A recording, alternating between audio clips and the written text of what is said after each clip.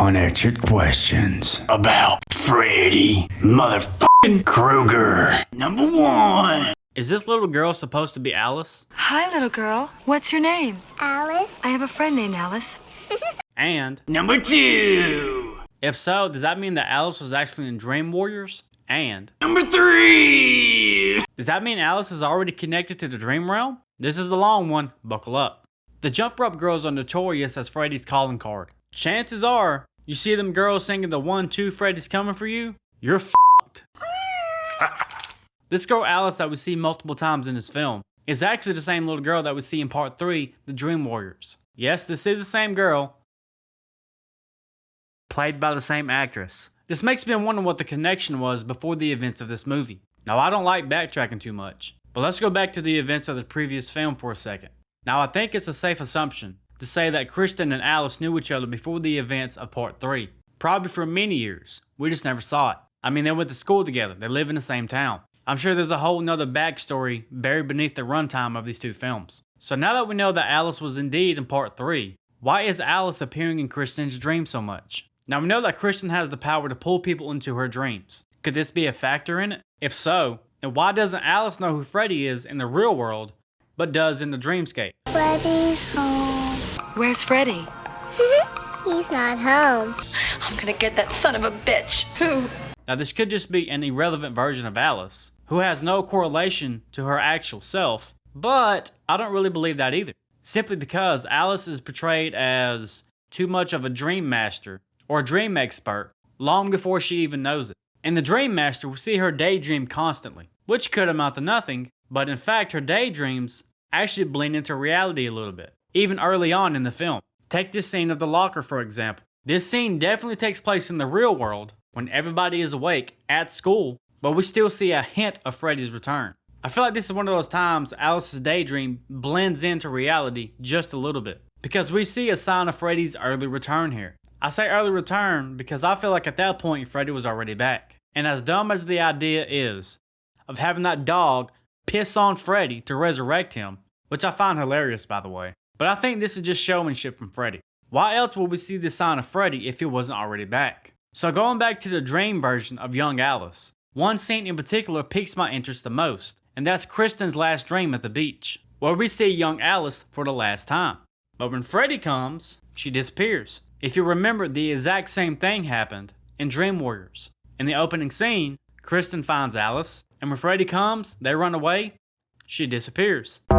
So is Alice dreaming about Freddy, but doesn't know who he is? She's at least able to flee when she's in danger, but maybe she doesn't remember her dreams, and that's why she always daydreams. Either way, Alice and dreaming have this hidden channel that we don't know about. But not only do I think this little girl is Alice, not just her name, this theory can be backed by this example here. Going back to the scene where we see young Alice at the beach in Kristen's dream, and then disappears, Kristen meets Freddy and accidentally pulls Alice into her dream before being killed by Freddy. But actually, Alice was already in her dreams, just as a younger version of herself. This little dream girl we keep seeing. This is Alice. There's actually a small blink and you miss it moment here that ties this all together. I'll show the clip right here. You can actually see Alice reacting to this nightmare before Kristen ever pulls her in. She was already dreaming about Freddy. She was witnessing this dream behind the safe wall of her younger self. Because after that, we never see this young Alice again. Because now, teenage Alice is all in.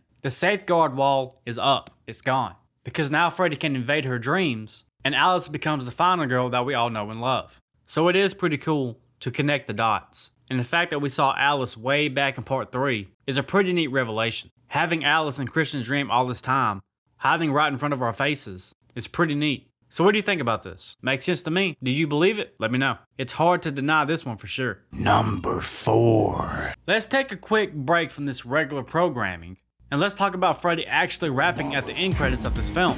Long before the days of the internet, the memes, the parodies, the Merkins, us at Lost Legends TV. It's been done 1,000 times. It's entertaining, but I must say it's pretty weird, but very entertaining watching Robert Englund just spit some bars with the Fat Boys. It's definitely a treat if you haven't seen it. But I must say, I do think the Dream Warriors music video did it better, since it captured that same cinematography and that gritty horror feel that the franchise still had to it. It's a nice track to bump. I wish more movies did stuff like this. That's why I'm a fan of Jordan Peele's work. He takes classic songs and flips them to make them feel darker for the movie. Take Say My Name by Destiny's Child, for example, for the movie Candyman. I love that. If you don't know the difference, I'll play a short snippet right here. Say my name, you acting kinda. I do think it's a cool thing for this movie, since this is the last Nightmare on Elm Street movie I actually enjoy. Not including New Nightmare, because I do like New Nightmare. But yeah, if you haven't seen it, go look up Are You Ready for Freddy by the Fat Boys. And watch Robert Englund, aka Freddy fucking Krueger, spit some bars. Number 5. Why isn't Hypnosil part of this movie? One thing that bothers me in this film, of how it completely ignores the one remedy that can temporarily cure everybody's problem. Hypnosil. Hypnosil is a dream suppressant drug. Granted, Joey and Kincaid didn't have that chance. They get offed pretty quickly. They didn't have a chance to fight back or warn anybody else. But Kristen had the chance. Matter of fact, that makes it even worse for me because of how close Kristen was with Nancy and how Nancy was so close to Neil. If you remember, they prescribed Hypnosil to the kids in part 3. Elizabeth, I'm prescribing Hypnosil. It's a dream suppressant. So, where is it? When the chips were down, Kristen had to know this was an option,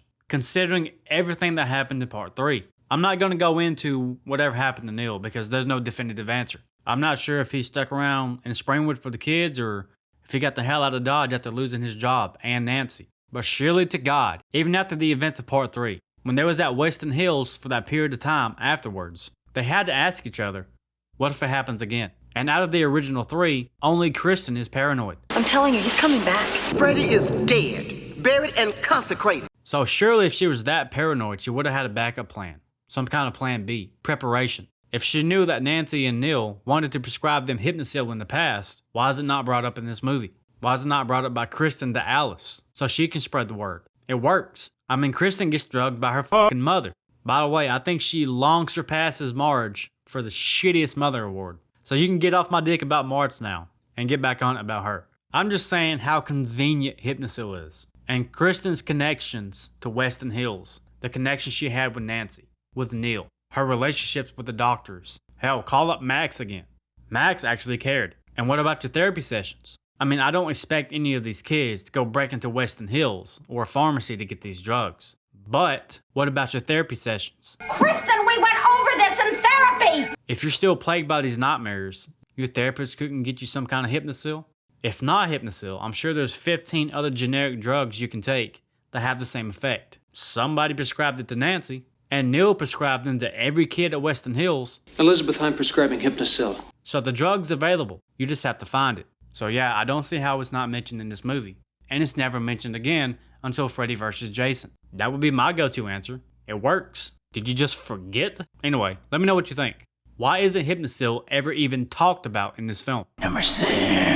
Rapid fire round. It's a rhyme. Just have to dream about someplace fun. Remember, you're in control. How the hell does that rhyme? Just have to dream about someplace fun. Remember, you're in control. That rhymes, huh? Nah, don't. Don't worry, I get that she can't remember and she remembers it in the end. But you can't say this sentence and say that that rhymes. Control and fun, not even close. This was the laziest writing I've ever seen. So Kristen hits her head, not, if that makes your dream, what a crock. Crave in.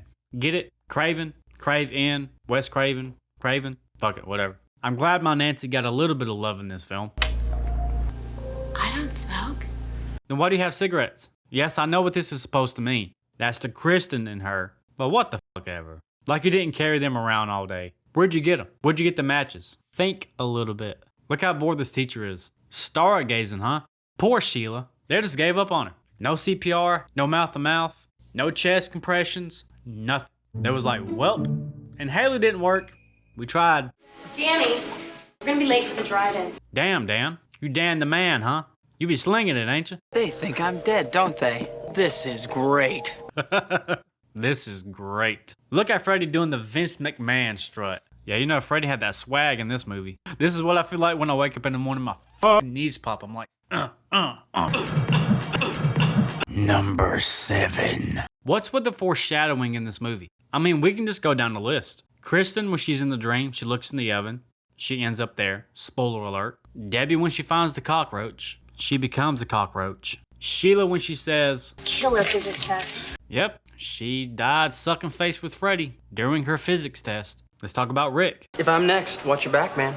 If you're next, huh? He was. Let's also take a moment to talk about how similar Joey's death is to Glenn's in the original. They both got headphones on while watching TV. They're both horn dogging over women, beating the meat.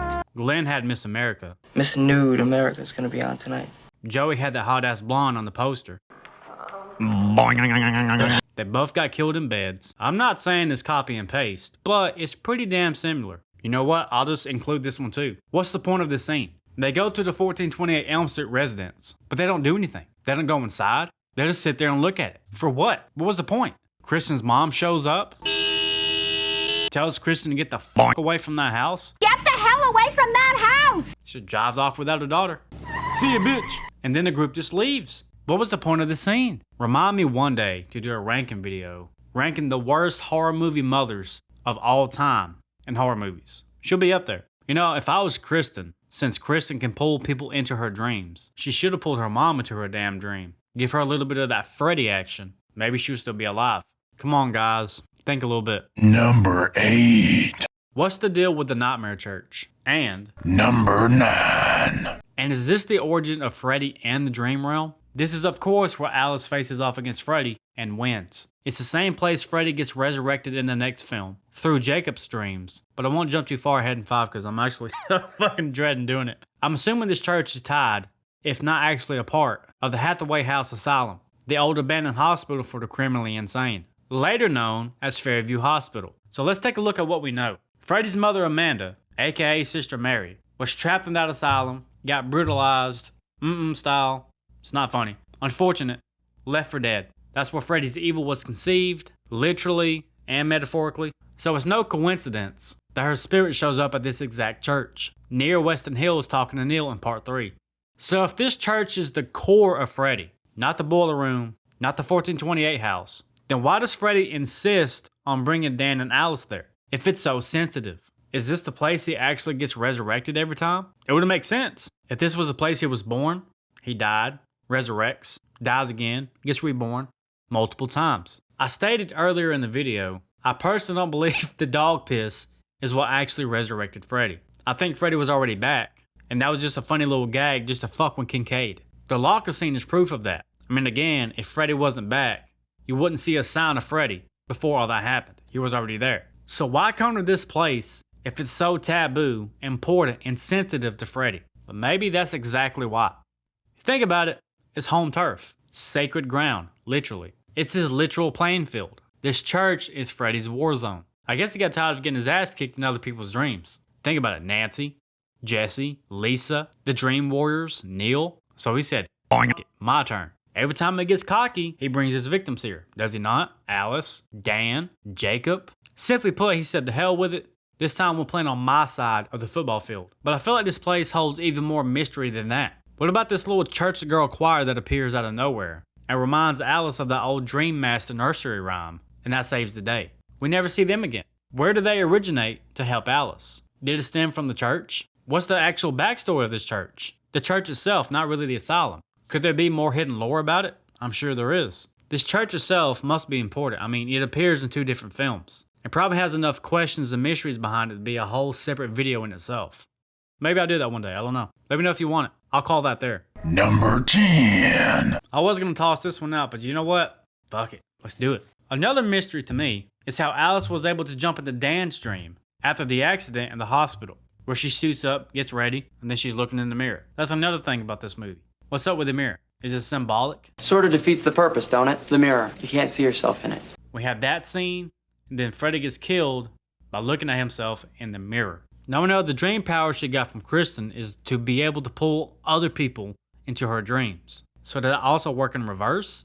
Can she insert herself into other people's dreams? If that's the case, cool. Okay, I'm down with that. It makes sense, I guess. But since she's in Dan's dream, why doesn't the dream end when Dan wakes up? Again, this is Dan's dream, not yours. So why are we still here? Remember in part 3 when Kristen pulled Nancy into her dream, but the dream ended when Kristen woke up? Nancy also woke up. They woke up at the same time. Why isn't this rule of thumb applied here? I don't know, this movie kind of confuses me about the dream rules, but it gets even worse from here on out. You know what I'm talking about. So yeah, I got my hands full with the next 2 films.